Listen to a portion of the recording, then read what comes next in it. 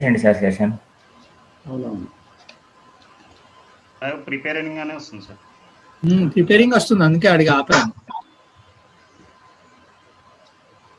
Sir on Facebook అని వచ్చింది sir. Right, ఇప్పుడు okay sir, continue sir.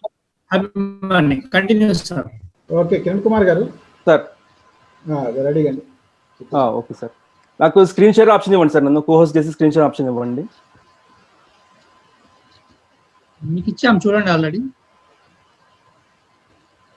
Name ఏం పేరు మీద ఉన్నారు sir? Kiran Kumar Ambadas sir. Sir okay sir, continue. ఇప్పుడు వచ్చేది మీకు ఆప్షన్. కోహోస్ట్ చూడండి సార్.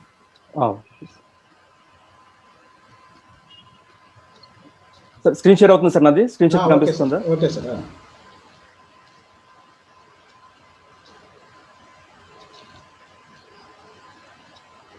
ఓకే చెప్పండి సార్, కొంచెం స్క్రీన్ పెద్ద చేసుకుని చెప్పండి. చెప్పండి సార్. సో అసలు ఇప్పుడు బ్లాగ్ అంటే ఏమిటి? బ్లాగ్ అంటే మనకి ఒక సబ్జెక్ట్ మీద పట్టు ఉండి దానిపైన రాసే గ్రూప్ ఆఫ్ ఆర్టికల్స్నే బ్లాగ్ అంటామండి. మనకి ఒక సబ్జెక్ట్ మీద పట్టు ఉండి దానిపైన రాసే ఆర్టికల్స్నే మనం బ్లాగ్ అంటాము. అయితే ఈ బ్లాగ్లోని ఈచ్ అండ్ ఎవ్రీ ఇండివిజువల్ ఆర్టికల్ని మనం ఒక బ్లాగ్ పోస్ట్ అంటాము. అయితే అసలు ఈ బ్లాగ్ యొక్క ముఖ్య ఉద్దేశం ఏంటంటే, మనము ఎంచుకున్న సబ్జెక్ట్లో వివిధ అంశాలు కానీ కాన్సెప్చువల్ అప్డేట్స్ కానీ మనము ఎండ్ యూజర్స్కి, ఏదైతే మన ఇంటర్నెట్లో ఎండ్ యూజర్స్ ఉంటారో వాళ్ళందరికీ మనము వివరించగలిగితే అదే మన బ్లాగ్ యొక్క ముఖ్య ఉద్దేశం అన్నమాట. వాళ్ళకి అర్థమయ్యేటట్టుగా మనము వివరించగలగాలి, అదే బ్లాగ్ యొక్క ముఖ్య ఉద్దేశము. ఫర్ ఎగ్జాంపుల్, మీరు ఇప్పుడు టెక్నాలజీ బ్లాగ్ రాస్తున్నారు అనుకోండి, ఒక మొబైల్ ఫోన్ యొక్క ఇన్ఫర్మేషన్ ఇవ్వడం కానీ, లేకపోతే ఆండ్రాయిడ్ ఫోన్స్లోని మీకు కొత్త యాప్స్ వాటి ఇన్ఫర్మేషన్ ఇవ్వడం కానీ, ఇప్పుడు ట్విట్టర్లో కానీ తర్వాత వాట్సాప్లో కానీ కొత్త ఫీచర్స్ అనాలిసిస్ చేసి చెప్పడం కానీ, ఫేస్బుక్లో కొత్త అప్డేట్స్ ఏమైనా వస్తే వాటి గురించి రాయడం కానీ, ఇట్లాంటి అన్ని బ్లాగ్లో మనం పొందుపరిస్తే మనము వాళ్ళకి ఎప్పటికప్పుడు ఇన్ఫర్మేషన్ ఇవ్వచ్చు అన్నమాట ఎండ్ యూజర్స్కి. కాబట్టి ఇది మనము ఎప్పుడైనా రాసుకోవచ్చు అండి బ్లాగ్ అనేది. అంటే రోజు కానీ, 3 రోజులకు ఒకసారి కానీ, వారానికి ఒకసారి కానీ అలా రాసుకోవచ్చు. అయితే ఇక్కడ ఇంపార్టెంట్ ఏంటంటే ఒక కన్సిస్టెన్సీ అనేది మెయింటైన్ చేయాలండి. ఫర్ ఎగ్జాంపుల్, మీరు వారానికి ఒక బ్లాగ్ రాస్తున్నారు అనుకోండి, మీ ఎండ్ యూజర్స్కి అర్థమవుతుంది అనమాట. ప్రతి సోమవారము కొత్త పోస్ట్ వస్తుంది ఈ బ్లాగ్లో అని వాళ్ళు కూడా రెడీ అవుతారు చదవడానికి. మనకు కూడా వ్యూవర్షిప్ కూడా పెరుగుతుంది అనమాట. ఆ రకంగా ఇది క్లుప్తంగా మామూలుగా బ్లాగ్.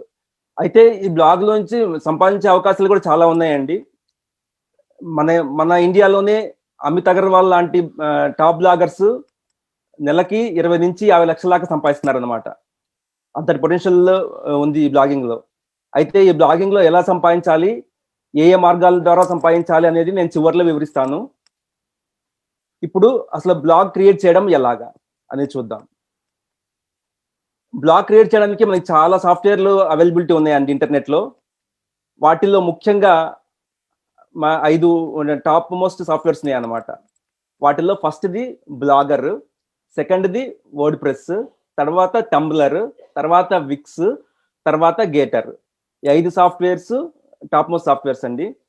దీంట్లో బ్లాగర్ అనేది మనకి ఫ్రీ సాఫ్ట్వేర్, గూగుల్ ప్రొవైడ్ చేసే ఫ్రీ సాఫ్ట్వేర్ అనమాట. మనకి ఎటువంటి ఖర్చు లేకుండా, ఏ విధమైన ఖర్చు అంటే డొమైన్కి కానీ ఇంటర్ఫేస్కి కానీ ఎటువంటి ఖర్చు లేకుండా గూగుల్ మనకి ఫ్రీ సాఫ్ట్వేర్ అందిస్తుంది అనమాట బ్లాగర్ చేయడానికి. కేవలం మనం కంటెంట్ రాసి మనము అప్లోడ్ చేయటమే. ఆ బ్లాగర్ సాఫ్ట్వేర్లో అప్లోడ్ చేసి పబ్లిష్ చేస్తే ఇంటర్నెట్లో పబ్లిష్ అయిపోతుంది మన బ్లాగ్. ఎటువంటి ఖర్చు లేదన్నమాట, అంత సులువుగా ఉంటుంది బ్లాగర్. రెండవది వచ్చేసి వర్డ్ ప్రెస్ అండి. వర్డ్ ప్రెస్ అనేది మోస్ట్ పాపులర్ బ్లాగ్ అండి అక్రాస్ ది గ్లోబ్. దాని ఇంటర్ఫేస్ కానీ చాలా అట్రాక్టివ్గా ఉంటుందండి. మీరు ఏ విధంగా మీకు ఏ ఆలోచన వస్తుందో, ఏదైతే ఇంప్లిమెంట్ చేయాలనుకుంటారో అవన్నీ చేయొచ్చండి దాంట్లో వర్డ్ ప్రెస్లో. దాంట్లో ఫ్రీ థీమ్స్ ఉంటాయి. ఫ్రీ థీమ్స్ కాకుండా థర్డ్ పార్టీస్ ద్వారా వేరియస్ పెయిడ్ థీమ్స్ కూడా ఉంటాయండి. వాటి ద్వారా మనం ఏదైతే అనుకుంటామో అవన్నీ దాంట్లో వర్డ్ ప్రెస్లో మనము థీమ్ ద్వారా పెట్టుకోవచ్చండి. అంతేకాకుండా మనకి విడ్జెట్స్ అని ఉంటాయి, తర్వాత వేరియస్ గ్యాడ్జెట్స్ ఉంటాయి, అవన్నీ కూడా ఇంక్లూడ్ చేసుకోవచ్చండి మన దాంట్లో వర్డ్ ప్రెస్ దాంట్లో. అంత సొఫిస్టికేటెడ్ సాఫ్ట్వేర్ ఉంటుంది. అయితే మనకి మీరు ఫ్రీ థీమ్స్ యూజ్ చేసి వర్డ్ ప్రెస్ యూజ్ చేద్దాం అనుకున్నా మీకంటూ కొద్దిగా ఐడియా ఉండాలి, how to install word press, how to install themes అవన్నీ చేసుకోవడానికి. అదే కాకుండా మీకు డొమైన్ అయితే తప్పనిసరిగా తీసుకోవాలండి. మేము బ్లాగర్లో అయితే డొమైన్ అవసరం లేదు అనుకున్నాం కదా. కాకపోతే బ్లాగర్లో డొమైన్కి blogspot.com అని యాడ్ అవుతుంది మనం చేసుకునే డొమైన్ నేమ్, అది మీకు చూపిస్తాను ఇప్పుడు. కానీ వర్డ్ ప్రెస్కి అయితే అలా కాకుండా మనకు కావాల్సిన డొమైన్ నేమ్ పెట్టుకోవచ్చండి. కాకపోతే దానికి డొమైన్కి మనము ఎక్స్టర్నల్గా తీసుకోవాలి, ఖర్చు అవుతుంది అనమాట. హోస్ట్ గ్యాటర్ అని, తర్వాత గోడాడీ అని ఉన్నాయన్నమాట డొమైన్ సర్వీసెస్ ఆర్గనైజేషన్స్. వాటి నుంచి మనము డొమైన్ తీసుకోవాలండి. ఈ డొమైన్ అనేది మనం తీసుకున్న నేమ్ బట్టి $800 దగ్గర నుంచి రేంజ్ అయ్యి ఇంకా పైన ఉంటాయండి. అంతేకాకుండా డొమైన్ ఎక్స్టెన్షన్ నేమ్స్ బట్టి కూడా ఈ ప్రైజెస్ ఉంటాయి అన్నమాట. అంటే .com అని, .org అని, .in అని ఇలా రకరకాలుగా ఉంటాయి. వాటి బట్టి కూడా ప్రైజెస్ ఉంటాయి అన్నమాట. కాబట్టి వర్డ్ ప్రెస్ అనేది కొంచెం ఖర్చుతో కూడుకున్న పని. అవన్నీ మనకి కావాలనుకుంటే బయట కూడా చేసి పెడతారండి. మామూలుగా ఒక 3-4 వేలు ఖర్చుతో అయిపోతుంది. తర్వాత మనము జస్ట్ కంటెంట్ మీద ఫోకస్ చేసి కంటెంట్ ఒకటి చేసుకోవచ్చు. అది వర్డ్ ప్రెస్ గురించి. తర్వాత మూడోది వచ్చేసి టంబ్లర్ అండి. ఇది ఎక్కువ పాపులర్ యూఎస్, తర్వాత యూకేలో కొద్దిగా పాపులర్ అండి. అది మిగతా కంట్రీస్లో పెద్దగా యూజ్ చేయరు, కానీ కొంతమంది యూఎస్లో, యూకేలో వాడుతూ ఉంటారు. విక్స్ అనేది ఈ మధ్య బాగా పాపులర్ అవుతుందండి. ఎందుకంటే దాని ఇంటర్ఫేస్ చాలా easy, just drag and drop, పెద్దగా ఆప్షన్స్ ఏమి ఉండవు. కానీ దాంట్లో డ్రాగ్ అండ్ డ్రాప్ కాబట్టి టెక్నికల్ నాలెడ్జ్ లేని వాళ్ళకి కూడా ఈజీగా ఒట్టిగా ఉన్న ఆప్షన్స్ డ్రాగ్ అండ్ డ్రాప్ చేసుకొని వాళ్ళు ఇచ్చిన థీమ్స్ కానీ వాళ్ళు ఇచ్చిన ఇది కానీ యూజ్ చేసుకోవచ్చు అన్నమాట. ఆ రకంగా ఈ మధ్య అది కొద్దిగా పాపులర్ అవుతుంది. గేటర్ అనేది కూడా ఒక సాఫ్ట్వేర్ అండి. ఇంతకుముందు చెప్పినట్టుగా domain hosting company host getter వాళ్ళది. అది వాళ్ళు కూడా బ్లాగర్ కోసము ఒకటి సాఫ్ట్వేర్ ప్రొవైడ్ చేశారు. ఎక్కువ మంది యూజ్ చేయరు, కానీ కొంతమంది యూజ్ చేస్తూ ఉంటారు అనమాట. ఈ సాఫ్ట్వేర్స్ యూజ్ చేసి మనము బ్లాగ్ క్రియేట్ చేసుకోవచ్చు అండి యాక్చువల్గా. కానీ నా పర్సనల్ ఉద్దేశం ఏంటంటే, ఇనిషియల్గా ఫస్ట్ బ్లాగర్లో స్టార్ట్ చేసుకుంటే, because it's free of service కాబట్టి మనం ఫస్ట్ బ్లాగర్ స్టార్ట్ చేసి మనము బ్లాగ్ పోస్ట్ క్రియేట్ చేసుకుంటే మనకంటూ ఒక ట్రాఫిక్ జనరేట్ అయిన తర్వాత అప్పుడు మనం కావాలంటే దాన్ని వర్డ్ ప్రెస్లోకి మైగ్రేట్ చేసుకోవచ్చు అండి. మనమైతే బ్లాగ్ పోస్టులు ఏవైతే రాసామో అవన్నిటిని మనకి పోతాయన్న భయం ఏమి ఉండదు. అవన్నిటిని మనము మైగ్రేట్ చేసుకొని వర్డ్ ప్రెస్లోకి అప్పుడు షిఫ్ట్ చేసుకొని అప్పుడు ప్రొఫెషనల్గా మనము చేసుకోవచ్చు అండి. అయితే ఇప్పుడు కాబట్టి బ్లాగర్ గురించి నేను ఫస్ట్ మీకు వివరిస్తానండి. యాక్చువల్గా బ్లాగర్ చాలా ఈజీ అండి. యాక్చువల్గా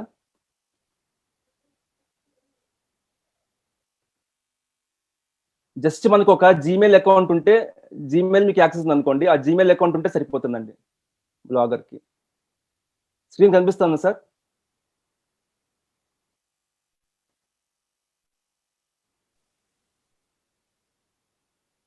హలో సార్, స్క్రీన్ కనిపిస్తుందండి? కనిపిస్తుంది, కంటిన్యూ సార్. ఓకే సార్, మీరు అడ్రస్ బ్లాగ్లో జస్ట్ బ్లాగర్ అని టైప్ చేశారంటే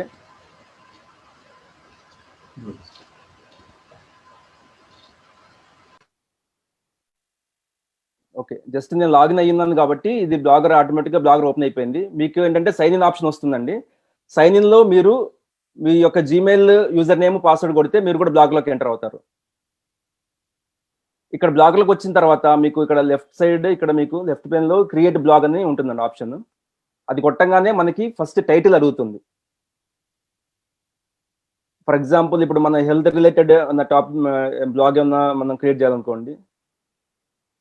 for example my health blog.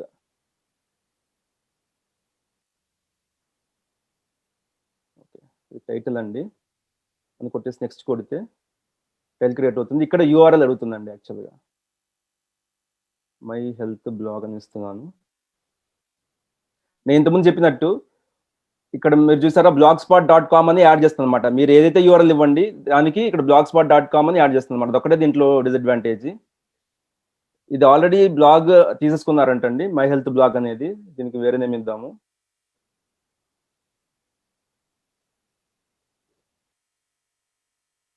So my health blog 1234 ఇచ్చానండి, అది అవైలబుల్గా ఉంది. దీంతో సేవ్ చేస్తాను. ఇప్పుడు మన బ్లాగ్ యూఆర్ఎల్ వచ్చేసి మై హెల్త్ బ్లాగ్ 1234.blogspot.com వస్తుందండి. సో ఒకసారి క్రియేట్ చేసిన తర్వాత ఇంటర్ఫేస్ ఇలా వస్తుందండి. ఈ లెఫ్ట్ పేన్లో మీరు చూసినట్టయితే మీకు పోస్ట్స్ అని, స్టాట్స్ అని, కామెంట్స్ అని ఇలాగ ఉంటాయండి. పోస్ట్స్ అంటే ఇక్కడ మనం క్లిక్ చేసిన వెంటనే మనం అయితే పోస్ట్ క్రియేట్ చేసామో అవన్నీ పోస్ట్ కనిపిస్తాయి. కానీ ఇప్పుడు మనం ఫ్రెష్గా ఉంది కాబట్టి ఏమి కనిపించట్లేదు. అలాగే స్టాట్స్ అంటే మీకు రకరకాల స్టాటిస్టిక్స్ కనిపిస్తాయండి. మీరు ఎన్ని బ్లాగ్స్ అయితే రాశారు, ఎంతమంది వ్యూవర్స్ చూశారు, ఏ కంట్రీ నుంచి చూశారు, ఏ డివైస్ నుంచి చూశారు, ఈ ఆప్షన్స్ అన్ని దాంట్లో కనిపిస్తాయండి. అలాగే కామెంట్స్, మన బ్లాగ్కి ఎవరైనా కామెంట్స్ చేస్తే అక్కడ కనిపిస్తాయి. ఎర్నింగ్స్ అంటే మీకు గూగుల్ యాడ్సెన్స్ అకౌంట్ ఆల్రెడీ మీకు యాక్టివేట్ అయ్యి ఉంటే, అప్రూవల్ వచ్చేసి ఉంటే దాంట్లో మీకు ఎన్ని ఎర్నింగ్స్ ఉన్నాయో కూడా కనిపిస్తాయండి. తర్వాత ఇవన్నీ మామూలే, పేజెస్ లేఅవుట్. తర్వాత థీమ్ అనేది, దీంట్లో కూడా థీమ్స్ ఉంటాయండి. మనకు కావాల్సిన థీమ్స్ సెలెక్ట్ చేసుకోవచ్చు. యాక్చువల్గా అంతే గ్రేట్ థీమ్స్ అయితే ఏమి ఉండవు వర్డ్ ప్రెస్ లో లాగా. కానీ ఇంకా ఇప్పుడు అప్డేట్ చేశారండి 2020 నవంబర్ నుంచి ఇంకా థీమ్స్ అప్డేట్ చేశారు వీళ్ళు కూడా. కాబట్టి కొన్ని థీమ్స్ కనిపిస్తున్నాయి ఇప్పుడు మనకి. వీటిలోంచి థీమ్ సెలెక్ట్ చేసుకొని వాడుకోవచ్చు మనకు కావాలంటే, డిఫాల్ట్ థీమే కాకుండా. ఇదండి దీంట్లో. ఇప్పుడు ఒక పోస్ట్ మనం క్రియేట్ చేయడానికి ట్రై చేద్దాము. ఇక్కడ లెఫ్ట్ సైడ్ న్యూ పోస్ట్ అని కనిపిస్తుంది కదా, లెఫ్ట్ పెయిన్ లో టాప్ లో న్యూ పోస్ట్ అని, దాని మీద క్లిక్ చేస్తే కనుక మీకు just interface same MS word ఎలా అయితే ఉంటుందో ఇది కూడా అలాగే ఉంటుందండి. ఈజీ ఇంటర్ఫేస్, ఏమి పెద్ద ఇదిగా ఉండదు. ఫస్ట్ టైటిల్ అడుగుతుందండి మనని, ఒక టైటిల్ సెలెక్ట్ చేసుకోవాలి. ఇప్పుడు ఫర్ ఎగ్జాంపుల్ మనం హౌ టు రెడ్యూస్ ఒబెసిటీ అని రాస్తున్నాం అనుకోండి, హెల్త్ బ్లాగ్ కాబట్టి హౌ టు రెడ్యూస్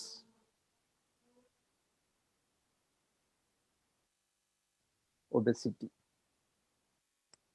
అన్ని టైటిల్ ఇచ్చి దీనికి మనము ఇక్కడ కంటెంట్ రాయాలండి. ఈ కింద పేన్ కనిపిస్తుంది కదా మనకి, ఈ విండోలో మనం కంటెంట్ రాయాలి. యాక్చువల్గా సమ్ శాంపుల్ కంటెంట్ ఏదో ఒకటి రాస్తాను ప్రస్తుతానికి.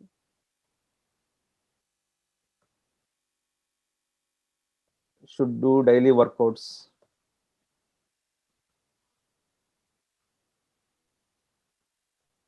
Should not take rice, should take early dinner, ఇలా సంథింగ్ మన కంటెంట్ రాస్తామండి. Should have sufficient sleep. So ఇలా కంటెంట్ రాసిన తర్వాత మనము ఇక్కడ ఏంటంటే, ఇక్కడ మనకి HTML వ్యూ, కంపోజ్ వ్యూ రెండు ఉంటాయండి. ఈ HTML వ్యూ అంటే ఏంటంటే, మనం రాసింది కోడ్ రూపంలో చూపిస్తుంది అనమాట. ట్యాక్స్ పెట్టి యాక్చువల్ కోడ్ రూపంలో చూపిస్తుంది. అది మనం పట్టించుకోవాల్సిన అవసరం లేదు, ఐడియా లేకపోతే. ఓన్లీ కంపోజ్ వ్యూలోనే మనం చూసి ఇక్కడ మన కంటెంట్ రాసుకోవడమే సింపుల్ గా. ఇంకా మిగతావన్నీ మనకి వర్డ్ లో ఆప్షన్స్ లాగానే ఉంటాయండి. అండు అని, రీడు, తర్వాత ఫాంట్ సైజ్ పెంచుకోవడం, font type, text size, paragraph, మనకి సబ్ హెడ్డింగ్, మెజర్ హెడ్డింగ్, ఇవన్నీ ఉంటాయండి. బోల్డ్, ఇటాలిక్, ఇవన్నీ వర్డ్ లో ఉన్న ఆప్షన్స్ ఇక్కడ కూడా ఉంటాయి, ఈజీగా చేసుకోవచ్చు. దీంట్లో ఒకటి ఇక్కడ ఏంటంటే యాంకర్ ట్యాగ్ అని ఒకటి ఉంటుందండి. ఫర్ ఎగ్జాంపుల్ మనం ఇక్కడ నుంచి వేరే వెబ్సైట్ కి లింక్ ఇవ్వాలి అనుకుంటే కనుక దీని నుంచి పెట్టి, ఇక్కడ నా బ్లాగ్ ఒకటి ఉంది దానికి ఇస్తున్నాను లింక్, naturocosmos.com.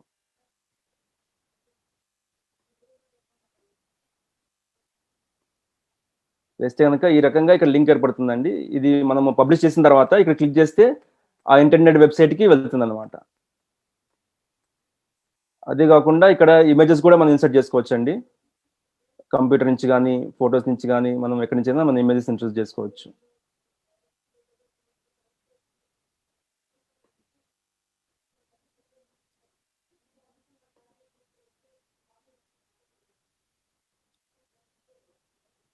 ఏదో ఒకటి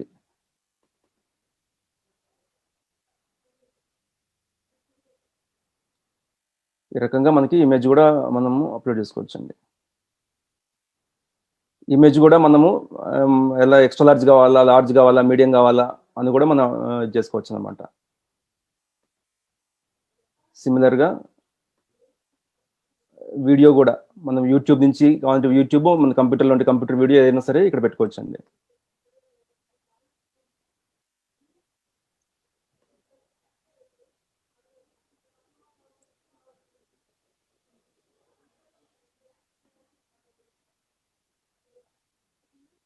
ఒబెసిటీ గురించి కాబట్టి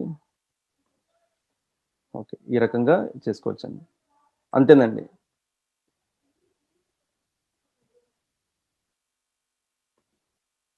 సో దీన్ని ఇప్పుడు జస్ట్ మనం పబ్లిష్ చేయటమేనండి. దీన్ని పబ్లిష్ చేస్తే ఈ పోస్ట్ పబ్లిష్ అయిపోతుందండి. ఇప్పుడు ఇంతకుముందు మనము మై హెల్త్ బ్లాగ్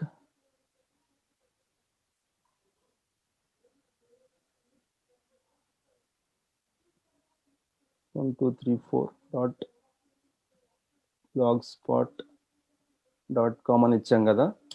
ఇది కొడితే ఇదిగోండి ఈ రకంగా మన బ్లాగ్ పోస్ట్ అనేది రెడీ అవుతుంది అనమాట. జస్ట్ సమ్ టెక్స్ట్ ఇచ్చాము, ఇక్కడ ఒక ఇమేజ్ ఇచ్చాం కదా, ఇది మన బ్లాగ్ పోస్ట్ ఈ రకంగా తయారవుతుంది అనమాట. అయితే ఇంకా మన బ్లాగ్ పోస్ట్ ఇంకా అయిపోయినట్టేనండి ఇలా చేస్తే? కాదండి, ఇంకా మనం ఇప్పుడు చేస్తే అయినట్టు కాదండి. ఎందుకంటే ఇక్కడ రెండు విషయాలు ఉన్నాయి. ఒకటి ఏంటంటే ఇప్పుడు మనము ఏదో ఒకటి అనుకొని ఒక టాపిక్ మనం రాసాము, అది గూగుల్ సెర్చ్లో ఎండ్ యూజర్ అనేవాడు ఇప్పుడు ఆ టాపిక్ సెర్చ్ చేసినప్పుడు మనది లిస్ట్ అవ్వాలన్నమాట. ఇప్పుడు మనం ఏం రాసామండి, హౌ టు రెడ్యూస్ ఒబెసిటీ.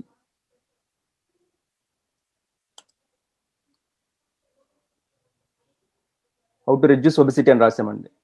ఎప్పుడైతే మనం రాసిన టాపిక్ ఇక్కడ వీటిల్లో లిస్ట్ అవుతుందో ఈ ఫస్ట్ పేజీలో, అప్పుడే యూజర్ చూడడానికి ఛాన్స్ ఉంటుందండి. అది ఏ 10వ పేజీలోనో ఉంటే అది ఎటువంటి ఉపయోగం లేదండి. అదొకటి. రెండోది ఏంటంటే ఇప్పుడు మనము ఇదే యూజర్ సెర్చ్ చేస్తాడని గ్యారంటీ లేదు కదండి. ఇప్పుడు మనము హౌ టు రెడ్యూస్ ఒబెసిటీ అని రాసాము, యూజర్ వేరే దేంతో సెర్చ్ చేయొచ్చు. మనము అది కనుక తెలుసుకుంటే ఈ కీవర్డ్ అంటారండి దీన్ని, ఈ కీవర్డ్ కనుక ఎంతమంది సెర్చ్ చేస్తామని తెలుసుకుంటే మనకి దాని ప్రకారం రాయొచ్చండి. కానీ అలా తెలుసుకునే టూల్స్ మనకి ఉన్నాయి, కానీ అవన్నీ పెయిడ్ టూల్స్ అండి. సేమ్ బ్రష్ అని, keyword.io అని ఇవన్నీ టూల్స్ ఉన్నాయండి, కానీ అవన్నీ పెయిడ్ టూల్స్ అనమాట. మనకి గూగుల్ ప్రొవైడ్ చేసే టూల్ ఒకటి ఉందండి, ఈ కీవర్డ్ టూల్ అని ఒకటి ఉందండి, గూగుల్ కీవర్డ్ అని. అయితే అది బ్లాగర్స్ కోసం కాదు, అదేంటంటే అది అడ్వర్టైజ్ కోసం అండి. కీవర్డ్ ప్లానర్ టూల్ అని ఒకటి ఉంది, అది అడ్వర్టైజ్ కోసం అనమాట. అడ్వర్టైజ్ కూడా వాళ్ళకు కూడా కావాలి కదా, ఏ కీవర్డ్కి ఎంత ట్రాఫిక్ ఉంది, అవి ఎట్లా ఉంది, వాటి లోడ్ అనేది తెలుసుకొని వాళ్ళు ఇస్తుంటారండి. దాని ప్రైస్ బట్టి వాళ్ళు ఇస్తుంటారు అనమాట. కాబట్టి మనకి కూడా యాక్సెస్ ఉంటుంది, కాబట్టి మనం కూడా యాక్సెస్ చేసి దాని ద్వారా మనం తెలుసుకోవచ్చు. ఇది యాక్చువల్గా కీవర్డ్ ప్లానర్ టూల్ అండి. యాక్చువల్గా దీంట్లో టూల్స్ అండ్ సెట్టింగ్స్కి వెళ్తే ఇక్కడ performance planner, keyword planner, reach planner, ఇలా యాడ్ ప్రీవ్యూ ఇవన్నీ ఉంటాయండి. ఇవన్నీ మనకు అనవసరము. కీవర్డ్ ప్లానర్ అని ఒకటి ఉంటుందండి, అది క్లిక్ చేస్తే మీకు డిస్కవర్ న్యూ కీవర్డ్స్ అనే ఆప్షన్ వస్తుంది. దాని మీద క్లిక్ చేస్తే కనుక ఇక్కడ మనం సెర్చ్ చేసిన మనకు కావాల్సిన ఆ కీవర్డ్ ఏదైతే ఉందో అది ఇక్కడ చూడొచ్చండి. మనం ఏం చేసాము, హౌ టు రెడ్యూస్ ఒబెసిటీ అని ఇచ్చాము కదా.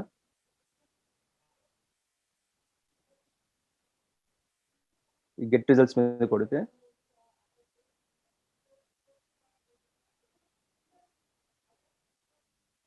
ఇక్కడ చూడండి, హౌ టు రెడ్యూస్ ఒబెసిటీ అనే దానికి యావరేజ్ మంత్లీ సర్చెస్ 100 to 1000 వచ్చినాయండి.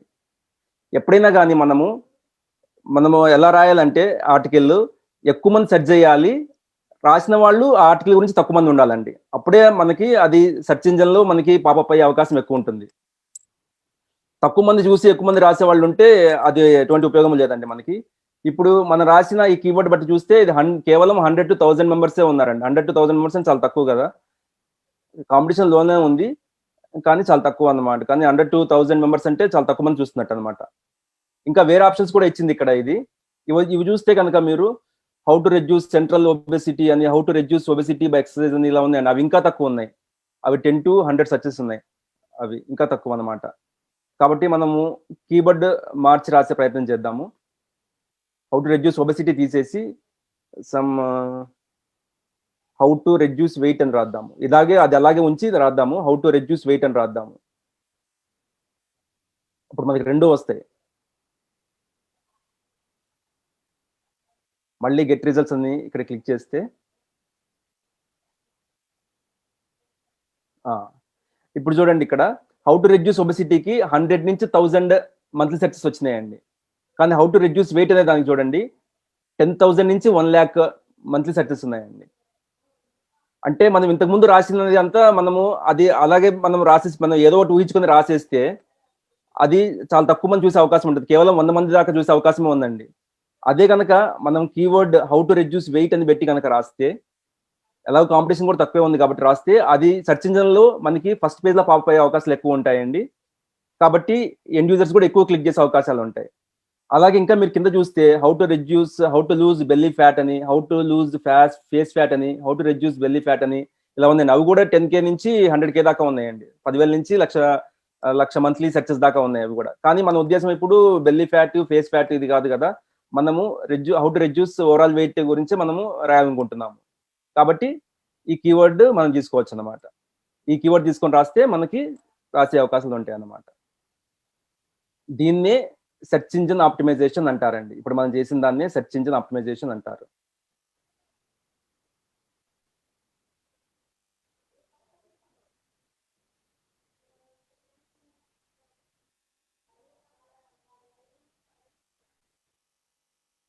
సెర్చ్ ఇంజిన్ ఆప్టిమైజేషన్ అంటారు. దీంట్లో 2 రకాలు ఉంటాయండి. On page SCO, of page SCO అని 2 రకాలు ఉంటాయి. ఇప్పుడు మనం చేసింది ఆన్ పేజ్ ఎస్సీఓలో ఒక భాగం అండి. అంటే ఫస్ట్ ఆఫ్ ఆల్ మనము ఒక బ్లాగ్ గురించి ఒక బ్లాగ్ పోస్ట్ రాయాలనుకుంటే, ఒక టాపిక్ గురించి ముందర ఒక కీవర్డ్ సెలెక్ట్ చేసుకొని ఆ కీవర్డ్ కి ఎంతైతే ట్రాఫిక్ ఉంది, ఎంతైతే ట్రాఫిక్ రావచ్చు, ఎంతమంది దాన్ని సెర్చ్ చేస్తారు అనేది మనము ఫ్రీగా గూగుల్ కీవర్డ్ ప్లానర్ అనే టూల్ తీసుకొని దాంట్లో మనం చూడొచ్చండి. దాంట్లో చూసిన తర్వాత మనకు ఒక బేసిక్ ఐడియా వచ్చిన తర్వాత అప్పుడు మనము రాయొచ్చు అనమాట. అప్పుడు మనం బ్లాగ్ ఆ కీవర్డ్ తీసుకొని రాయాలన్నమాట. అయితే ఇదే కాకుండా ఇంకా ఈ ఆన్ పేజ్ ఎస్సీఓలో ఇప్పుడు మనం చూసినట్టు కీవర్డ్ ని ప్లాన్ చేసుకోవాలి ముందర. తర్వాత ఇప్పుడు మనము మెయిన్ కీవర్డ్ ఏదైతే ఉందో, ఇప్పుడు మనం తీసుకున్న దాంట్లో హౌ టు రెడ్యూస్ వెయిట్ అని అనుకున్నాం కదండి. హౌ టు రెడ్యూస్ ఒబిసిటీ కాకుండా హౌ టు రెడ్యూస్ వెయిట్ అని అనుకున్నాం కదా. ఇప్పుడు మెయిన్ కీవర్డ్ అనమాట. ఆ మెయిన్ కీవర్డ్ ని అట్లీస్ట్ 3 సార్లన్నా యూజ్ చేయాలండి మన బ్లాగ్ పోస్ట్ లో. త్రూఅవుట్ మన బ్లాగ్ పోస్ట్ లో, ఆర్టికల్లో అట్లీస్ట్ 3 times అన్నా ఆ మెయిన్ కీవర్డ్ యూజ్ చేసి ఉండాలి. అంతేకాకుండా ఇంకా రిలేటెడ్ కీవర్డ్స్ ఉంటాయండి. అవి త్రూఅవుట్ ది ఆర్టికల్ అవి కూడా స్ప్రింకిల్ చేయాలండి, అక్కడక్కడ యూజ్ చేయాలి. అలా చేసిన వల్ల ఏమవుతుందంటే అది గూగుల్ స్ట్రాంగ్ వర్డ్, అది స్ట్రాంగ్ కీవర్డ్ అని డిసైడ్ చేసి దాన్ని పికప్ చేసే అవకాశాలు ఉంటాయి అనమాట. అదే కాకుండా రిలేటెడ్ కీవర్డ్ కూడా ఎండ్ యూజర్ సెర్చ్ చేసినప్పుడు అది కూడా పిక్ చేసే అవకాశాలు ఉంటాయి అన్నమాట. మీకు ఫర్ ఎగ్జాంపుల్ నేను నా బ్లాగ్ పోస్ట్ చూపిస్తాను.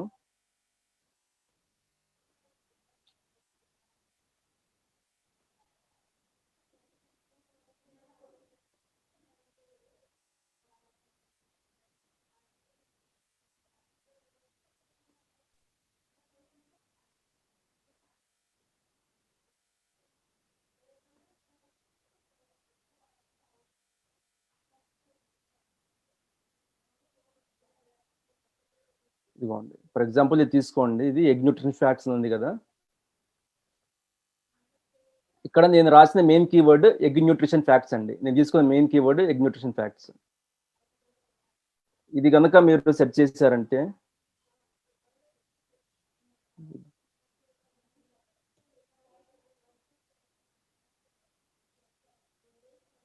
చూడండి, ఇప్పుడు ఆర్టికల్లో ఇది ఇది ఒక్కసారి వచ్చింది first time.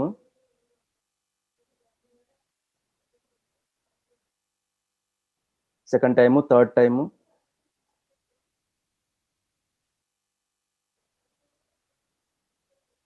Fourth time,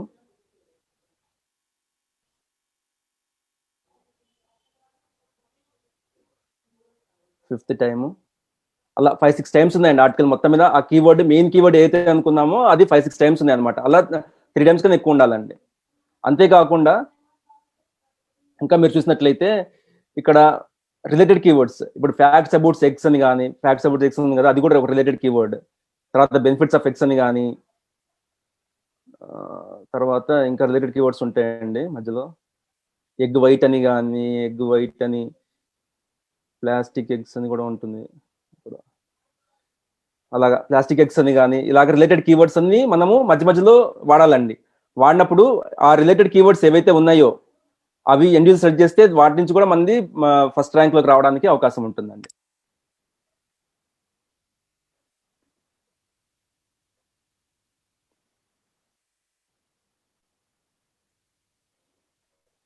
so ఇంకోటి ఏంటంటే ప్లాగరిజం అనేది ఉండకూడదండి.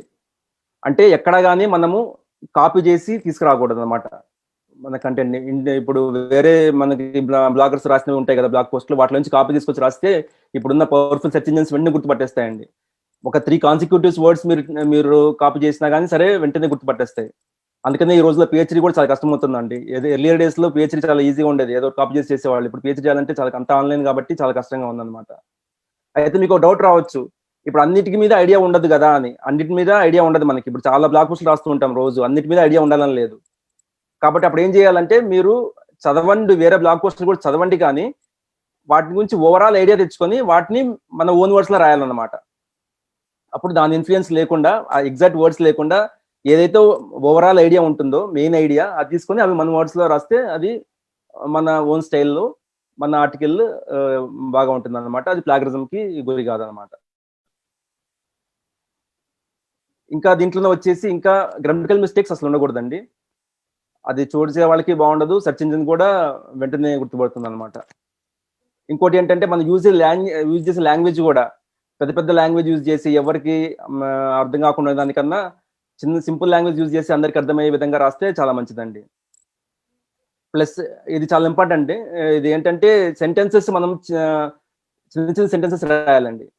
ఈ సెంటెన్స్ లో 8 వర్డ్స్ కన్నా ఎక్కువ లేకుండా చూసుకోవాలి. అలాగే ప్రతి పారాగ్రాఫ్ లో 4-5 సెంటెన్సెస్ కన్నా ఎక్కువ లేకుండా రాయాలన్నమాట. ఇవన్నీ మనకి డిజిటల్ మార్కెటింగ్ కాన్సెప్ట్స్ అండి. ఇవన్నీ ఈ ఆన్ పేజ్ SEO ఇవన్నీ డిజిటల్ మార్కెటింగ్ చెప్పేవన్నీ నేను డిజిటల్ మార్కెటింగ్ కాన్సెప్ట్స్ అన్నమాట ఇవన్నీ. సో ఇవన్నీ చేస్తే కనుక మనకి ఆన్ పేజ్ SEO బాగుంటుందండి. ఇవే కాకుండా ఇంకా ఏంటంటే మనకంటూ ఒక రైటింగ్ స్టైల్ అడాప్ట్ చేసుకోవాలండి. అంటే ఇప్పుడు యూజర్ చూసినా గుర్తుపట్టే విధంగా, ఫలానా వాళ్ళు రాశారని గుర్తుపట్టే విధంగా ఒక రైటింగ్ స్టైల్ అనేది అడాప్ట్ చేసుకోవాలండి. ఫర్ ఎగ్జాంపుల్ మీరు మళ్ళీ నా బ్లాగ్ పోస్ట్ చూసినట్టయితే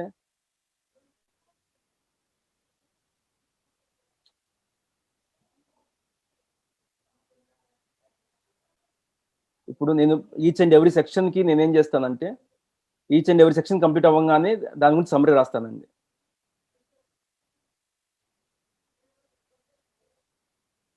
ఫర్ ఎగ్జాంపుల్ బెనిఫిట్స్ రాశాను. ఇక్కడ బెనిఫిట్స్ తర్వాత దీని గురించి సమ్మరీ, ఇక్కడ సమ్మరీ ఉంది కదండి, దీని గురించి సమ్మరీ అనమాట. అలాగే ఇంకా ప్రతి సెక్షన్కి అలాగే రాస్తాను అనమాట. ఆ సెక్షన్ కంప్లీట్ అవ్వగానే ప్లాస్టిక్ ఎగ్స్ దీని కంప్లీట్ అవ్వగానే దీని గురించి సమ్మరీ రాస్తా. అలాగే మొత్తం బ్లాగ్ అంతా అయిపోయిన తర్వాత ఓవరాల్ గా ఒకసారి సమ్మరీ. అలాగే నేను ఒక స్టైల్ అంటూ అడాప్ట్ చేసుకున్నానండి. అలాగే ఎవరికి వాళ్ళు ఒక స్టైల్ అంటూ అడాప్ట్ చేసుకుంటే మంచిదన్నమాట.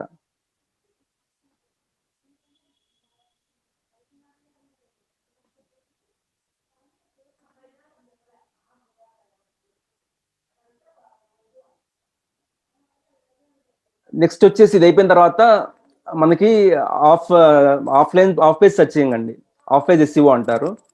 దీంట్లో మెయిన్ థింగ్ ఏంటంటే బ్యాక్ లింక్స్ అంటారండి. బ్యాక్ లింక్స్ అంటే ఏంటంటే మీకు సింపుల్ గా చెప్పాలంటే, ఇప్పుడు ఒక స్టూడెంట్ ఉన్నాడు, ఒక కుర్రవాడు ఉన్నాడు, అతను మంచివాడు అని ఎలా చెప్తామండి మనము? అతను మంచివాడని చెప్పాలంటే అతనికి ఉన్న ఫ్రెండ్స్ మంచి వాళ్ళే ఉండాలి, వాళ్ళు మంచిగా చదువుకున్న వాళ్ళే ఉండాలి, ఇలాంటి క్వాలిటీస్ చూస్తామండి. అతను అలాంటి ఫ్రెండ్స్ ఉంటే కనుక అతను కూడా మనము మంచివాడని చెప్పొచ్చు. అలాగే వాళ్ళు కూడా వచ్చి ఈ అబ్బాయి మీ పలానా అబ్బాయి మంచివాడని చెప్పారంటే వాళ్ళ ఆ క్వాలిటీస్ అన్ని అట్లా ఉన్నాయని మనం ఎక్స్పెక్ట్ చేస్తాం. సేమ్ అదే విధంగా మన బ్లాగ్ కూడా గూగుల్ ఏమని ట్రీట్ చేస్తుందంటే, మంచి మంచి వెబ్సైట్స్, మంచి మంచి బ్లాగ్స్ నుంచి లింక్స్ ఉంటే మన బ్లాగ్కి బ్యాక్ లింక్స్ ఉంటే అది గూగుల్ ఏం సెట్ చేస్తుంది, గూగుల్ ఏం ట్రీట్ చేస్తుందంటే ఇది కూడా ఓకే, ఇది కూడా మంచి బ్లాగే, ఇది కూడా మంచి సైటే, కాబట్టి దీని పొజిషన్ కూడా ర్యాంకింగ్ కూడా ఇంక్రీజ్ చేసి ఇంకా టాప్ లెవెల్ కి పుష్ చేయడానికి ట్రై చేస్తుందండి, ఫస్ట్ పేజ్ లోకి పుష్ చేయడానికి ట్రై చేస్తుంది అనమాట. అయితే ఈ బ్యాక్ లింక్స్ ఉన్నాయి కదా అని చెప్పి ఇదివరకులో అందరూ ఏం చేశారంటే ఎక్కడ పడితే అక్కడ బ్యాక్ లింక్స్ ఇవ్వడం స్టార్ట్ చేశారండి. అంటే ఇప్పుడు మన క్లాసిఫైడ్ యాడ్స్ ఉంటాయి, తర్వాత డైరెక్ట్ లిస్టింగ్స్ ఉంటాయి, వాటిల్లో డైరెక్ట్ గా పోస్ట్ చేసేసి డైరెక్ట్ గా ఇచ్చేవాళ్ళు. ఇప్పుడు ఇంతకుముందు నేను చూపించాను కదండి మీకు, హైపర్ లింక్ అని చూపించా కదా, లింక్ ఇచ్చి చూపించా కదా, బ్లూ కలర్ లో వస్తుంది. అట్లాగా ఎక్కడ పడితే అక్కడ మనకి చేసేవాళ్ళు అనమాట. దీనివల్ల ఏమైంది, గూగుల్ వాటన్నిటిని స్పామ్ కింద ట్రీట్ చేసిందండి. కాబట్టి ఇప్పుడు అలా చేసినా కానీ ఇప్పుడు పనికిరాదు అనమాట. ఇప్పుడు ఈ రోజుల్లో ఇప్పుడు కాంపిటీషన్ పెరిగిన తర్వాత అలా చేస్తే కానీ పనికిరాదు. ఇప్పుడు మనకి ఆర్గానిక్ బ్యాక్ లింక్స్ ఎలా ఇవ్వాలంటే 3 ways ఉన్నాయండి. ఒకటి ఫారమ్స్ అండి. ఫారమ్స్ లోకి వెళ్ళి మనకి ఫారమ్స్ ఉంటాయి అనమాట. ఫర్ ఎగ్జాంపుల్ ఇప్పుడు టెక్నాలజీ ఫారమ్స్ ఉన్నాయి అనుకోండి, వాటిల్లో మనం ఏం చేయొచ్చు అంటే మన డిస్కషన్స్ లో మనం కూడా లైవ్ లో పార్టిసిపేట్ చేసి వాళ్ళు ఫర్ ఎగ్జాంపుల్ టాపిక్ గురించి చెప్తున్నారు, దాని గురించి మనం కూడా అది ఓకే అని చెప్తూ నేను కూడా ఫలానాది రాశాను, ఇది చూడండి, నా దాంట్లో చూడండి అని చెప్పి అక్కడ ఒక బ్యాక్ లింక్ ఇవ్వచ్చండి.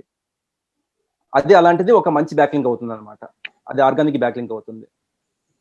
అలా మనము ఫారమ్స్ లో రాసినప్పుడు. రెండోది క్వశ్చన్ అండ్ ఆన్సర్ సైట్స్ ఉంటాయండి. బాగా ఫేమస్ కోరా అండి. కోరా అందరికి తెలిసిందే కదా, బాగా ఫేమస్ సైట్ అనమాట. దాంట్లో యూజర్స్ అడిగే క్వశ్చన్స్ కి మనం ఆన్సర్ చేయగలిగితే ఆ ఆన్సర్ ఇవ్వడంతో పాటు ఇంకా ఫర్దర్ మోర్ ఇంకా మీకు డీటెయిల్ గా విపులంగా కావాలి అనుకుంటే కనుక నా బ్లాగ్ పోస్ట్ లో ఉన్న బ్లాగ్ చూడండి అని చెప్పి అక్కడ కూడా ఒక లింక్ ఇవ్వచ్చండి. కోరా లాంటి సైట్ నుంచి బ్యాక్ లింక్స్ రావడం అంటే బ్రహ్మాండమైన విషయం అండి. చాలా మంచి బ్యాక్ లింక్ అవుతుంది అనమాట అది కూడా. ఇంకా మూడోది ఏంటంటే మనము వేరే వాళ్ళ బ్లాగ్ లో అంటే మంచి బ్లాగ్స్ లో మంచి వెబ్సైట్స్ లో కామెంట్ ఇవ్వచ్చండి. అదే అలాగే ఇప్పుడు చెప్పిన విధంగా వాళ్ళు ఒక ఆర్టికల్ నుంచి రాసినప్పుడు దాన్ని మనం ఎప్పుడు అబ్యూజ్ చేయకూడదు.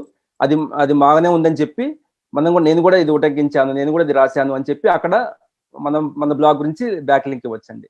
ఈ 3 ఆర్గానిక్ బ్యాక్ లింక్స్ అవుతాయండి. ఇవి మంచి రకమైన బ్యాక్ లింక్స్ అనమాట. ఇవి కాకుండా ఇంకా వేరే వెబ్సైట్స్ ఉంటాయండి. ఫర్ ఎగ్జాంపుల్ SEO ఖజానా అనే వెబ్సైట్ ఉంది. అదొకటే కాదు, ఇంకా చాలా ఉంటాయి. అలాంటి వెబ్సైట్స్ ఏం చేస్తాయంటే లిస్ట్ ఆఫ్ వెబ్సైట్స్ ఇస్తాయండి. మన బ్యాక్ లింక్స్ ఇవ్వగలిగే వెబ్సైట్స్ ఇస్తాయి అనమాట. కొన్ని ఫ్రీగా తీసుకుంటాయి, కొన్ని ఏమో పెయిడ్ కూడా ఉంటాయండి. పెయిడ్ చేస్తే మీకు ఇమీడియట్ గా బ్యాక్ లింక్స్ వచ్చేస్తాయి, ఫ్రీగా తీసుకునేవి కొంచెం టైం పడతాయి అనమాట. అట్లాంటి వాటిల్లో బ్యాక్ లింక్స్ ఇవ్వటము అంత మంచిది కాకపోయినా, అంటే మంచిది కాదంటే వాటిలో మనం ఇచ్చే వెబ్సైట్కి ఎంత పడుతుందో చూసుకోవాలండి ముందర. అది కనుక మంచి వెబ్సైట్ అయితే కనుక దాంట్లో బ్యాక్ లింక్ ఇచ్చినా ఉపయోగం ఉంటుంది. కానీ అది ఎంతవరకు ఉపయోగం అది వేరే విషయము. ఆ టైం కన్జ్యూమింగ్ అండి, అది చాలా టైం స్పెండ్ చేయాల్సి వస్తుంది. ఎప్పుడు వాటికి వెళ్ళొచ్చు అంటే మన వెబ్సైట్ కానీ మన బ్లాగ్ కానీ టాప్ మోస్ట్ బ్లాగ్స్ తో కంప్లీట్ అవుతుంది అనుకున్నప్పుడు, కేవలం బ్యాక్ లింక్స్ వలన మనది ఆగిపోతుంది, వాటితో కంప్లీట్ అవ్వలేకపోతుంది అనుకున్నప్పుడు అప్పుడు ఇవ్వచ్చు అనమాట. అంతేగాని ఇనిషియల్ స్టేజెస్ లో మనకి మామూలుగా ఇప్పుడు యూజ్ చేసుకుంటే సరిపోతుందండి, అంతవరకు అవసరం లేదు. పెద్ద పెద్ద కంపెనీస్ ఇవన్నీ వేరే ఎంప్లాయీస్ ని వాళ్ళని రిక్రూట్ చేసి ఇవి చేస్తుంటాయండి. డిజిటల్ మార్కెటింగ్ పేరుతోటి ఈ బ్యాక్ లింక్స్ వేసే పనులు చేయిస్తుంటారండి. ఈ రోజుల్లో ఇలా జరుగుతుంది అనమాట. వాళ్ళకి ఎటువంటి నాలెడ్జ్ రాదు, కేవలం బ్యాక్ లింక్స్ మాత్రమే వేస్తూ ఉంటారు. కాబట్టి ఆ బ్యాక్ లింక్స్ గురించి వాటి గురించి పెద్దగా ఆలోచించవసరం లేదు. ఆ లెవెల్కి మన వెబ్సైట్ ఎదిగినప్పుడు అప్పుడు ఆలోచించవచ్చు అంతగా. తర్వాత ఈ ఆఫ్ పేజ్ దాంట్లో ఇది మెయిన్ థింగ్ అండి, బ్యాక్ లింక్స్ అనేది. రెండోది వచ్చేసి మన పేజ్ స్పీడ్ ఎలా ఉందో చూసుకోవాలండి. పేజ్ స్పీడ్ బాగా ఉండాలి. యూజర్ పేజ్ ఓపెన్ చేసిన తర్వాత అది స్లోగా కొన్ని సెకండ్స్ కి లోడ్ అవుతే ఎవరు చూడడానికి ఎవరికి ఇంట్రెస్ట్ ఉండదు అనమాట. ఆ పేజ్ స్పీడ్ కారణాలు సార్ కొద్ది స్పీడ్ 1 minute సార్ కంటిన్యూ చేయండి. ఒక్క నిమిషం కంటిన్యూ చేయండి. Okay sir. సో ఈ పేజ్ స్పీడ్ అనేది కూడా ముఖ్యమైన విషయం అండి. కాబట్టి దీనికి ఒక పేజ్ ఒకవేళ స్లోగా జరుగుతుంటే దానికి కారణాలు మనము తెలుసుకోవాలన్నమాట. ఆ కారణాలు ఏమేమి ఉంటాయంటే, ఇప్పుడు ఇమేజెస్ పెద్ద పెద్ద సైజులో ఉంటాయి కానీ, లేకపోతే మనకి బ్లాగ్ పోస్టులు చాలా క్రియేట్ చేసేసి అవన్నీ పబ్లిష్ చేయకుండా కొన్ని అలాగే ఉంచేస్తామండి. మామూలుగా అవి డ్యూ టు సమ్ రీజన్ అవి కొంచెం తప్పైనందుకనో లేకపోతే అవన్నీ పబ్లిష్ చేయకుండా అలాగే పెట్టేస్తాం అన్నమాట బ్యాకప్ లాగా. అవన్నీ అలాగే ఉంచితే దాని నుంచి స్లో అవడం కానీ, డేటా పెరిగిపోయి, లేదంటే బ్రోకెన్ లింక్స్ కానీ సరిగ్గా ఇమేజెస్ సరిగ్గా ఇవ్వకపోతే, ఆ బ్రోకెన్ లింక్స్ ఉంటే ఏమవుతుందంటే అదే సెట్ చేసుకుంటూ ఉంటుంది. ఆ బ్రోకెన్ లింక్ కోసం ఎక్కువ టైం తీసుకుంటుందండి. అది ఎందుకు బ్రోక్ అయిందో లింక్ అని అది సెట్ చేస్తూనే ఉంటుంది సెర్చ్ ఇంజిన్. ఆ విధంగా కానీ స్లో అవుతూ ఉంటాయి అనమాట. ఇట్లాంటివన్నీ మనము చూసుకొని పేజ్ స్పీడ్ వచ్చే విధంగా చూసుకోవాలండి. సో ఇది ఆఫ్లైన్ SEOలో మెయిన్ థింగ్స్ అనమాట. సో తర్వాత వీటన్నిటికీ ఇవి ఓవర్ నైట్లో అయ్యే పని కాదండి. ఇవన్నీ టైం పడుతుంది. అట్లీస్ట్ ఒక 3-4 months అన్నా టైం పడుతుంది అనమాట ఇవన్నీ చేసుకోవాలంటే. ఈ ఆఫ్లైన్ SEO కానీ ఆన్లైన్ SEO కానీ రెండు చేయాలన్నా టైం పడుతుంది. దాన్ని బట్టి మనం చేసుకోవాలి. సో ఫైనల్గా ఏంటంటే, ఇప్పుడు మనకి బ్లాగ్లో సంపాదన ఎలా అనేది మనకి అదండి. ఇప్పుడు మనము ఇంతకుముందు అనుకున్నట్టుగానే మన ఉద్దేశం ఏంటంటే ప్రతి ఆర్టికల్ ఎండ్ యూజర్స్ చేరాలనేది మనం బ్లాగ్ రాసే మెయిన్ ఉద్దేశం అండి. అయితే ఈ మెయిన్ సెర్చ్ ఇంజిన్స్ ఉన్నాయి కదా, ఈ గూగుల్, యాహూ ఇట్లాంటివి ఏం చేస్తాయంటే ఆ ప్లాట్ఫామ్స్ లోకి వచ్చి యూజర్స్ డేటా సెట్ చేయాలని చెప్పి ఈ బ్లాగర్స్ ఎవరైతే ఉన్నారో వాళ్ళని ప్రోత్సహించడానికి కొన్ని ప్రోగ్రామ్స్ అనేవి ప్రవేశపెట్టాయండి. అవే వాళ్ళు ఇచ్చే యాడ్స్, అటువంటి ప్రోగ్రామ్స్ అనమాట. అయితే దీంట్లో పాపులర్ కొన్ని ప్రోగ్రామ్స్ ఉన్నాయండి. అవి ఏంటంటే యాడ్సెన్స్, అది వచ్చేసి గూగుల్ వాళ్ళది. తర్వాత media.net, ఇది వచ్చేసి యాహూ వాళ్ళది. ఇంకా అవి కాకుండా పాపప్ యాడ్స్ అని, యాడ్ క్యాష్ అని, ఇన్ఫో లింక్స్ అని, ప్రొపెల్లర్ యాడ్స్ అని ఇలా చాలా ఉన్నాయండి. వీటన్నిటి నుంచి కూడా యాడ్స్ చేసుకోవచ్చు అనమాట మనం. అయితే వీటిల్లో మోస్ట్ పాపులర్ ఏంటంటే యాడ్సెన్స్ అండి. 90 to 95% యాడ్సెన్స్, గూగుల్ వాళ్ళ యాడ్సెన్సే ఉంటుంది. మిగతావన్నీ ఒక 5 to 10% ఉంటాయి అంతే అనమాట. ఈ యాడ్స్ లో మళ్ళీ రకాలు ఉంటాయండి, సిపిసి అని, సిపిఎం అని. అంటే క్లిక్ చేసినప్పుడు మనకి ఒక రేటు అని కానీ, తర్వాత ఇంప్రెషన్ బట్టి, ఇంప్రెషన్ అంటే చూసిన దానికి అనమాట, క్లిక్ చేయకపోయినా చూసిన దాన్ని. అంటే చూడడం అంటే ఇన్ అదర్ వర్డ్స్ మన బ్లాగ్ చదవడమే అనమాట. బ్లాగ్ చదవడం అన్నా చూసినట్టే కదా లెక్క, మొత్తం బ్లాగ్ చదివితే ఆ యాడ్ చూసినట్టే. దాన్ని బట్టి కూడా మనకి డబ్బులు వస్తాయి అనమాట. ఒక యాడ్సే కాదండి, ఇంకా different types of income sources ఉన్నాయన్నమాట. ఎఫ్లేట్ మార్కెటింగ్ అని, మన ఓన్ ప్రొడక్ట్స్ మనమే సెల్ చేసుకోవటము, డిజిటల్ ప్రొడక్ట్స్ సెల్ చేయటము, మెంబర్షిప్స్. ఎఫ్లేట్ మార్కెటింగ్ అంటే ఇప్పుడు అమెజాన్ వెబ్సైట్స్ లాంటి సైట్స్ ఉంటాయి, వాటిలో నుంచి మన దానికి లింక్ ఇస్తే కనుక, నేను యాక్చువల్గా అది కూడా ఉంది, నేను చూపించడానికి సమయభావం వల్ల చూపించలేకపోతున్నాను. అది క్లిక్ చేస్తే వాళ్ళు కనుక అక్కడ అమెజాన్లోకి వెళ్ళి కొంటే దాని కమిషన్ వస్తుంది అనమాట. అలాగే ఓన్ ప్రొడక్ట్స్ అంటే మనం తయారు చేసిన products, for example hair oil తయారు చేసాం అనుకోండి, మనం డైరెక్ట్ గా సెల్ చేసుకుంటే మన దాంట్లో కమిషనే కాకుండా డైరెక్ట్ మొత్తం ఏమంటే మనకు వచ్చే అవకాశం ఉంటుంది. డిజిటల్ ప్రొడక్ట్స్ అంటే ఈ బుక్స్ లాంటివి రాసి కూడా మనం చేసుకోవచ్చు. అలాగే మెంబర్షిప్స్ కూడా చేసుకోవచ్చు అండి. ఈ రకంగా మనకి ఇన్ని అవకాశాలు ఉన్నాయండి ఈ బ్లాగింగ్ వల్ల యాక్చువల్గా. కాకపోతే కొన్ని రూల్స్ కూడా ఉన్నాయి యాడ్సెన్స్ చేయడానికి. అవి ఇంతకు ముందు అనుకున్నట్టే మనం ప్లాగరిజం అవి ఉండకూడదు, బ్లాగ్ లో ఫోన్ కంటెంట్ అవి ఇలాంటివి ఉండకూడదు, కాపీరైట్ ఇమేజెస్ కానీ, మ్యూజిక్ కానీ, వీడియోస్ కానీ ఉండకూడదు. ట్రాఫిక్ ఎంతో కొంత జనరేట్ అయి ఉండాలండి. ఫర్ ఎగ్జాంపుల్ ఈచ్ బ్లాక్ ఒక 200-300 కనీసం ట్రాఫిక్ అన్నా ఉంటేనే వాళ్ళు చేస్తున్నారు అనమాట, ఇప్పుడు లేకపోతే చేయట్లేదు కాంపిటీషన్ పెట్టినందువల్ల. ఇవన్నీ చేసుకుంటే కనుక మనకి ఈ బ్లాగ్ అనేది మన ఇంట్లో కూర్చుని మనం చేయొచ్చండి. మన తీరిక సమయంలో కూడా జాబ్ చేసే వాళ్ళు కూడా ఫుల్ టైం కేటాయిస్తే ఇంకా మంచిగా చేసుకోవచ్చు. ఇది దీనికి ఉన్న స్కోప్ అండి. ఇట్లాంటి స్కోప్ ఉపయోగించి అందరూ డెవలప్ అవ్వచ్చు అండి. నాకు ఈ అవకాశం ఇచ్చిన కంపనాసర్ సార్ గారికి, తర్వాత శ్రీనివాసరాజు సార్ గారికి చాలా కృతజ్ఞతలు అండి. Thank you very much. Please share your number sir. Okay sir. Okay thank you sir. నేను ఆ నెంబర్ మీకు పెడతాను. అందరూ కూడా చాలా యూస్ఫుల్ గా ఉంది. కంటిన్యూ చేయమని చాట్స్ వస్తా ఉన్నాయి. ఫ్రెండ్స్, మీ అందరికీ తెలియజేసేది ఏంటంటే, సార్ నెంబర్ పెడతాము. అవసరమైతే సార్ మీ అందరితోటి ఒక జూమ్ మీటింగ్ ఒకటి క్రియేట్ చేసి మీకు నేర్పడానికి రెడీగా ఉంటారు కిరణ్ కుమార్ గారు. ఇంపాక్ట్ ఫౌండేషన్ ద్వారా ఎవరు వచ్చినా కానీ చెప్పడానికి వచ్చే వాళ్ళే ఉంటారు కాబట్టి ఒక జూమ్ క్రియేట్ చేసుకొని నేర్చుకోవాలని నాతో సహా అందరం కూడా నేర్చుకుందాం. Thank you one all. మరి చక్కటి సమయాన్ని మనకి ఇచ్చినటువంటి కిరణ్ కుమార్ గారికి మరొకసారి ధన్యవాదాలు తెలియజేస్తూ, దీని గురించి నేర్చుకోవాలి చాలా టైం ఉంటుంది కాబట్టి నెక్స్ట్ స్పీకర్